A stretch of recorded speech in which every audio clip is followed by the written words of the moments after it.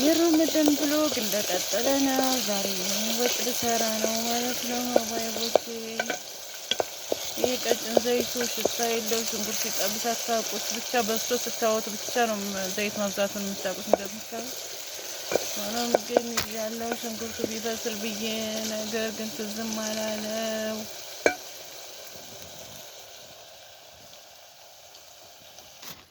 እዚህ ደግሞ እንትን የሳምቡሳ ምስር የቀቀልኩ ነው።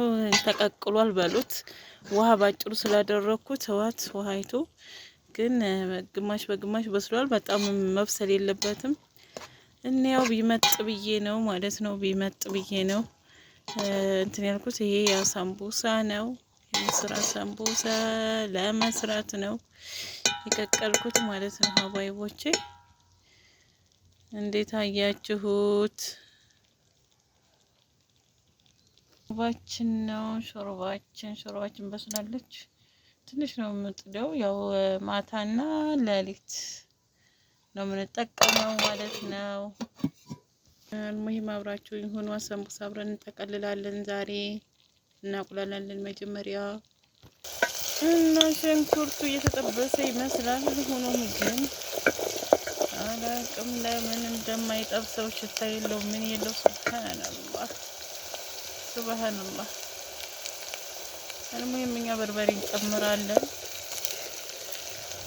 የሚበስል አይመስለኝም ይሄ ነገር። ጅቱ ራሱ ቀረና እንዴ!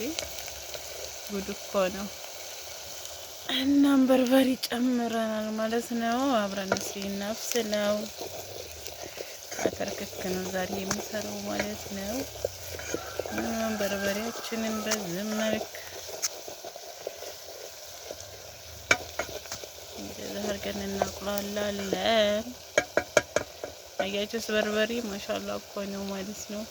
እንዴት አዲያ 8 ቀን 7 ቀን ይታሸጋል እያላችሁኝ ነበረና ከለሩ የተዋበ እንዲሆን እንዲህ ስለፈለኩ ነው ማለት ነው። እናም በዚህ መልክ እያቁላላን እንገኛለን። ትንሽ የራሱን ከአተርክኩ መረቁን ጠብ አድርጌበታለሁ። ሆኖም ግን በዚህ መልክ እየተንተከተከች ነው።